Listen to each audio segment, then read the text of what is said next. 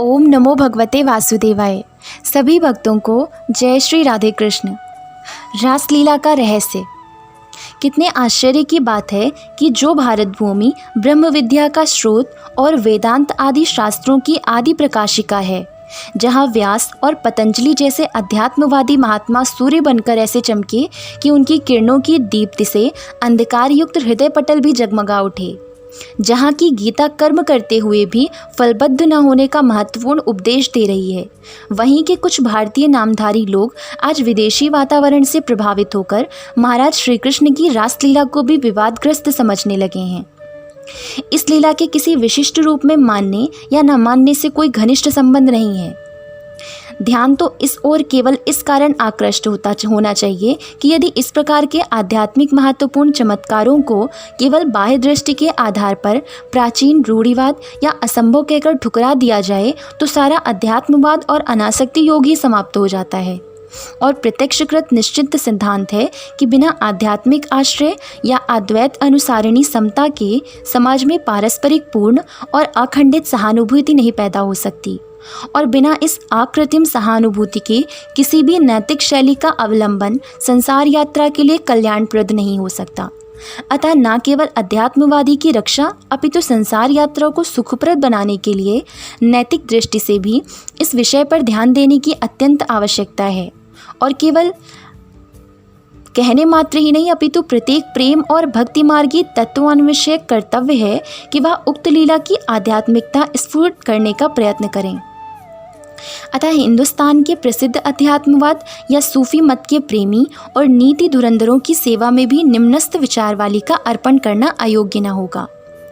संस्कृत भाषा में उपमा और रूपक आदि अलंकारों की अधिकता होने के कारण किसी हद तक यह कहने का अवसर अवश्य हो सकता है कि रासलीला के श्री कृष्ण और गोपियों का अर्थ मनुष्य और उसकी वासनाएं हैं, जो उसे तरह तरह के नाच नचाया करती हैं इत्यादि। इस प्रकार की भाव परिवृत्ति या खींचातानी से जिन लोगों को शांति हो जाती है वे शांत रहें, उनसे कोई संबंध नहीं।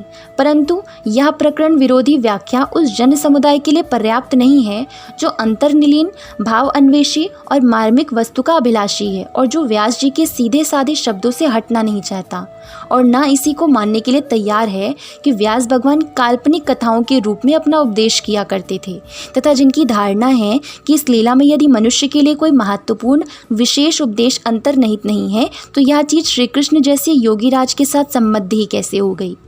और न केवल उनसे संबद्ध हुई, प्रत्येक अब तक श्रद्धा की दृष्टि से देखी जाती है। इसके अतिरिक्त न केवल समस्त सहृदय संसार के अंतःतल में यह अटल धारणा अंकित है कि कर्मकांड या प्रवृत्ति मार्ग के अतिरिक्त ईश्वर प्राप्ति का एक असाधारण मार्ग भक्ति या प्रेम अर्थात इश्क की रास्ता भी है, जिसके अग्रसर वल्लभ, तुलसी और सूर इत्यादि के चित्त आकर्षक चरित्र अब तक लोगों के हृदयों पर अलौकिक राज्य कर रहे हैं।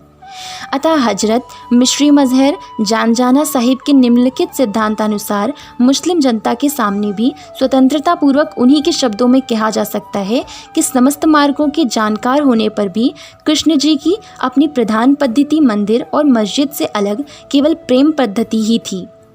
इस कारण प्रेम मार्गिक असाधारण भक्ति की अलौकिक आकर्षण शक्ति और उसके अनिवार्य चमत्कारों पर ध्यान देने के पश्चात पूर्ण पर्याय विचार है कि यदि वास्तविक गोपियां ही अपने अलौकिक प्रेम द्वारा श्री कृष्ण पर मोहित होकर रासलीला का कारण हुई हों तो भी किसी वादी के विवाद का कोई अवसर नहीं हो सकता। इस संक्षिप्त भूमिका के पश्चात यह निवेदन है कि महाराज श्री कृष्ण योगी राज थे, इस कारण उनकी रासलीला का रहस्य जानने के लिए यौगिक ज्ञान से परिचित होने की आवश्यकता है। इस संबंध में केवल यह कहना है कि इस बात को सभी हृदयजन जानते हैं कि मनुष्य वैयक्तिक और सामष्टिक दोनों दृष्टियों का स्रोत है, और यही कारण है कि इसके आचरण और संकल्पों में भी इन दोनों दृष्टियों की पूरी झलक दिखाई देती है। कौन नहीं जानता कि जब मनुष्य पर वैयक्तिकता या अत्यंत स्वार्थपरता का भूत सवार हो जाता है तब अपने लाभ के लिए उस पुत्र तक के प्राणांत के लिए तैयार हो जाता है जिसे उसने अपना ही रक्त और पसीना एक करके स्वयं ही पाला और पोसा था। इसके विपरीत कभी दूध पीते किसी दूसरे के भी बुभुक्षित और तृषित बालक को दुख से बिलबिलाता देख उसी मनुष्य का हृदय विदीर्ण हो जाता है। उसकी भूख इसकी भूख और उसकी प्यास इसकी प्यास हो जाती है। और इस समानता और ऐक्य के उमड़े हुए स्रोत में वैयक्तिक व्यक्तियाँ कामपायन और स्खलित प्राय हो जाती हैं। यहाँ तक कि वही अपने पुत्र के प्राणांतक इच्छुक मनुष्य उस विपत्तिग्रस्त दुखित बालक के सुख के लिए उस द्रव्य के लिए व्यय करने में भी कोई कमी नहीं करता, जिसके लिए स्वयं अपने ही अंश स्वरूप पुत्र से लड़ने के लिए तैयार हो गया था। सारांश यह है कि अपने को अन्य मानकर दुत्कारने और अन्य को अपना समझकर गले लगाने की लालसा मानुषी प्रकृति में विद्यमान है। स्फुट है कि इनमें से पहली का स्रोत वैयक्तिक दृष्टि या स्वार्थ पड़ता है और दूसरे का आधार सर्वव्यापी आंतरिक अहंभाव या अंतर्निहित ज्ञान है, जिसकी प्रेरणा से मनुष्य समय समय पर दूसरों पर बलि प्रदान होता हुआ दिखाई देता है। बस इन दोनों दृष्टियों में से सामान्य जन तो पहली को ही अभीष्ट समझकर उसी पर टिक जाते हैं, परंतु योगी या सूफी इस स्वप्नवत वैयक्तिकता से उन्नत हो जाता है और उस जागृत अवस्था का अनुभव करता है जहाँ यह वैयक्तिकता स्वरूप भाव में लाकर अलक्षिप्त हो जाती है। इस सारे लेख का प्राय यह है कि योगी या वली की स्थिति सामान्य धार्मिकों से भिन्न हो जाती है। गीता भी कहती है, सर्वत्र समदर्शी योगी सर्वभूतों में अपने को और अपने में सर्वभूतों को स्थित देखता है। गीता का यह और दूसरे श्लोक भी स्पष्ट रीति से स्फुट कर देते हैं कि योगी की अवस्था सर्वसाधारण से प्रतिकूल हो जाती है। इस अवस्था विशेष के विवरण के अनंतर अब मैं रासलीला की शाब्दिक और मर्म स्पर्शी विवेचना को भी आवश्यक समझाता हूँ, जिससे हिंदू शास्त्र अनुसार उसका वास्तविक अर्थ श्री कृष्ण भक्तों के सामने स्फुट हो जाए। इस संबंध में हमारे भ्रातगणों का अपने धार्मिक ग्रंथों के आधार पर यह सिद्धांत है कि उक्त लीला के दर्शन, पठन और श्रवण आदि से निर्वाण अथवा मोक्ष की प्राप्ति होती है, तथा उनका प्राचीन साहित्य यह भी उपदेश करता है कि मोक्ष वस्तुतः काल्पनिक सांसारिक प्रपंच से छूटकर ब्रह्म में लीन हो जाने का नाम है और उसकी प्राप्ति ब्रह्म ज्ञान के बिना संभव नहीं। इन विचारों के अस्तित्व में प्रत्येक तत्वान्वेषी का कर्तव्य है कि वह रासलीला के ऐसे अर्थ की अन्वेषणा करे जिसमें उपर्युक्त मोक्ष आदि विचारों के साथ साथ चलने की पूरी सामर्थ्य और योग्यता विद्यमान हो। इस कार्य के लिए सबसे प्रथम अवतारवाद के सिद्धांत पर ध्यान देने की आवश्यकता है। संक्षिप्त निवेदन है, उस जगत आधार ब्रह्म की शक्तियाँ जड़ और चेतन हर एक में अपना प्रकाश करती हैं। इनकी पारस्परिक मात्रा या न्यून आधिक के समझने के लिए इनकी 16 कलाएं दर्जे मानी गई हैं। इसके साथ ही यह भी स्वीकार किया गया है कि इस लौकिक सृष्टि में ईश्वरीय कलाओं में से 1 से लेकर 8 तक ही सामान्य जनों में प्रकट हो सकती हैं। इसके पश्चात अवतार की भूमि आ जाती है जहाँ पर सामान्य जीव की पहुँच नहीं हो सकती। निष्कर्ष यह है कि 9वीं से लेकर 16वीं तक जितनी भी कलाएं किसी पुनीत सत्ता में आविर्भूत होती हैं, उसको पारिभाषिक भाषा में अवतार, ईश्वर या ब्रह्मांश कहा जाता है। अवतार की इस विवेचना और रासलीला की उपर्युक्त मोक्ष संबंधी अन्वेषणा का ध्यान रखते हुए इस लीला की शाब्दिक समीक्षा निम्न रीत से होनी चाहिए। रासलीला शब्द मिश्रित है रास और लीला से। पहला शब्द रास रस शब्द से सूत्र से इदम अर्थ में अण प्रत्यय करने से बनता है और तैत्तरीय उपनिषद के वाक्य रस ब्रह्म है के अनुसार रस शब्द का अर्थ होता है ब्रह्म। अतः रास शब्द का अर्थ हुआ ब्रह्म का पूर्ण कलात्मक और औपाधिक प्रादुर्भाव, और यह प्रादुर्भाव प्रधानतया महाराज श्री कृष्ण ही में विद्यमान था। इसी कारण रास शब्द का वास्तविक अर्थ औपाधिक पूर्ण ब्रह्म अर्थात महाराज श्री कृष्ण ही हैं। अब उस शब्द के द्वितीय अंश लीला शब्द पर ध्यान दीजिए। लीला शब्द भी ली और ला से मिश्रित है। ली धातु का अर्थ लय होना है और ला का अर्थ लेना। दोनों शब्दों का पूर्ण अर्थ लियम लातीति लीला अर्थात तन्मयता तद्रूपता प्राप्त करने वाला, कराने वाला क्रिया विशेष हुआ, और रासलीला शब्द का प्रसंग युक्त अर्थ हुआ पूर्ण अवतार महाराज श्री कृष्ण में लय कराने वाली क्रिया अर्थात योगात्मक चमत्कार विशेष। सारांश यह है कि इसी रासलीला के द्वारा लीलात्मक कृष्ण रूपधारी ब्रह्म ने व्रजांगनाओं को आत्मस्वरूप में लय करके परम पद तक पहुंचा दिया। गोपियां श्री कृष्ण चंद्र में ध्यान अवस्थित होकर तल्लीनता तक कैसे पहुंची, इसका विवरण निम्नलेखानुसार है। पुराण ग्रंथों के अवलोकन से ज्ञात होता है कि श्री कृष्ण के साथ गोपियों का प्रेम उच्च कोटिक पूर्ण आसक्ति या प्रेम की अंतिम अवस्था तक पहुंच गया था, और इस अवस्था का अनिवार्य परिणाम यह है कि प्रेमी का चित्त प्रियतम के अतिरिक्त अन्य समस्त सांसारिक वासनाओं से शून्य होकर सर्वथा उसी में समा जाए।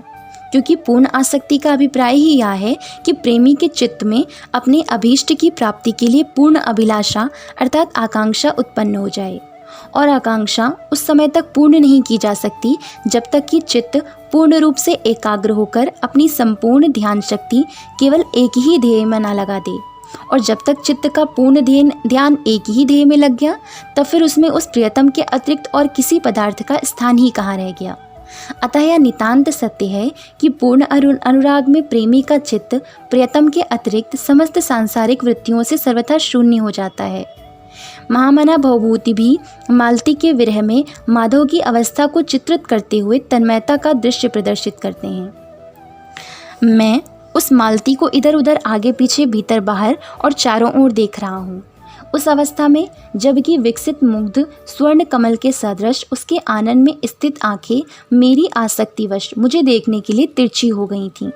और यही भाव अरबी के इस वाक्य का है कि पूर्ण आसक्ति एक देदीप्यमान अग्नि है जो प्रियतम के अतिरिक्त अन्य समस्त पदार्थों को भस्म कर देती है। योग दर्शन भी कहता है कि जिस तरह बिल्लौर मणि अपने समीप स्थित वस्तु से प्रभावित होकर उसी के रंग रूप में रंग जाती है, उसी तरह वह चित्त जो संसार और तद्गत पदार्थों से शून्य होकर स्वच्छ हो जाता है, जिस वस्तु की ओर ध्यान देता है उसी के रूप में ढल जाता है। फारसी साहित्य में इसी अवस्था का चित्र चित्रित है। जब मैं सिर से पैर तक तेरी अभिलाषा में खुद ही व्यय हो गया, तब कुछ अवशिष्ट ही नहीं रहा जिसकी अभिलाषा करूं। इस पूर्ण एकाग्रता या समाधिक संसार में जब प्रियतम और प्रेमी के बीच का पर्दा उठ जाता है, तब प्रेमी और प्रियतम नहीं रहता। उस समय की अवस्था वाक शक्ति से परे हो जाती है। उत्तरार्ध से प्रकट होता है कि उच्च कोटि के प्रेमी का आंतरिक ध्येय वास्तव में प्रियतम का अस्थि पंजर रूपी कलेवर नहीं होता, अपितु उसकी दृष्टि का अंतिम और आभ्यंतरीय केंद्र ऐसे और वैसे ही सीमा से बाहर व मूक कर देने वाली अलौकिक और प्रकाशात्मक छटा होती है, जिसके आविर्भाव की ओर पद्म के उत्तरार्ध ना वह तुम रहे ना वह हम रहे में परामर्श किया गया है, और स्फुट है कि यह वही अखंड सौंदर्य सूर्य है जिसकी किरणों से समस्त सांसारिक चंद्रवदनों के आनंद चमक रहे हैं और जो सबसे परे और निर्लिप्त होने पर भी सबको प्रकाशित कर रहा है। जैसा कि श्रुति भी कहती हैं कि यह सब जगत उसी के प्रकाश से प्रकाशित हो रहा है, अर्थात यह उसी ईश्वर का परम आनंद है। अन्य सर्वभूत इसी आनंद की आंशिक मात्रा से जीवित रहते हैं। अनुराग के इसी पवित्र भौतिक वासना रहित उच्च कोटिक पद के लिए अरबी साहित्य का वाक्य है, अनुराग तो ब्रह्म प्राप्ति कारक एक अग्नि है। जो लोगों ने एक पग और आगे बढ़ाया और बोल उठे, इश्क अर्थात अनुराग तो वही खुदा है, वही अल्लाह है। और यही अनुराग रागिनी पाश्चात्य कवियों ने इस प्रकार गाई है कि अनुराग ब्रह्म है और ब्रह्म अनुराग। उपर्युक्त सहृदय तत्वदर्शियों के अनुभव के अतिरिक्त प्रियतम और प्रेमी की उक्त एक रूपता का रहस्य हर व्यक्ति खुद अपनी ही सत्ता में देख सकता है। मेरा अभिप्राय यह है कि सांसारिक जीव शारीरिक वासनाधार अपनी देह पर आसक्त होकर उससे ऐसा संसक्त हो गया जैसा कि बीज उत्पन्न वृक्ष कलमी वृक्ष से बंध जाता है, और जीव भी उसी तरह शारीरिक रंग रूप और गुणों में डूबकर शरीर हो गया है जैसे कि बीज उत्पन्न या कटा पेड़ कलमी पौधे से बंधकर कलमी हो जाता है। जितनी अधिक सूक्ष्म होती है उसमें उतनी ही अधिक विचित्र शक्ति भी होती है, जैसा कि वायु, वाष्प, अग्नि और विद्युत इत्यादि सूक्ष्म वस्तुओं के आश्चर्यजनक विकासों से दिन प्रतिदिन प्रकटित होता रहता है।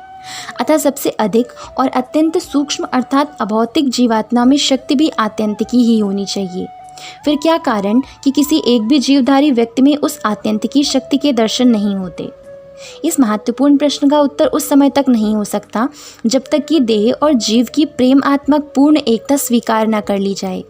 अतः देह और जीव की निम्नांकित प्रेम कहानियों पर ध्यान दीजिए। विशुद्ध अनुराग के परंगत अनुरागियों और सहृदय तत्वदर्शियों ने देखा है कि पूर्ण अनुराग में ध्यान उद्रेक के कारण प्रेमी प्रियतम में लीन होकर नितांत तद्रूप हो जाता है।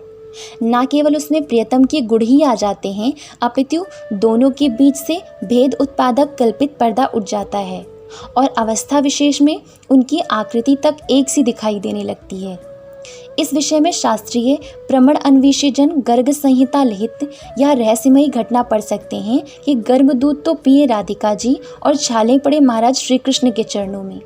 इसी तरह भृंगी कीट का दूसरे कीड़े को पकड़कर भयजनित ध्यान द्वारा अपना सा बना लेना भी उस उक्त तद्रूपता ही का पोषक है। निष्कर्ष यह है कि मनुष्य जन्म या देह को सबसे अधिक श्रेष्ठ केवल इस कारण माना गया है कि इसके द्वारा पुण्य कर्म करके मनुष्य अपने अभीष्ट ध्येय अर्थात परम पद तक पहुंच जाता है। और यह अटल नियम है कि जिस पदार्थ से किसी की कामना पूर्ति या लाभ होता है उससे उसका प्रेम हो जाता है।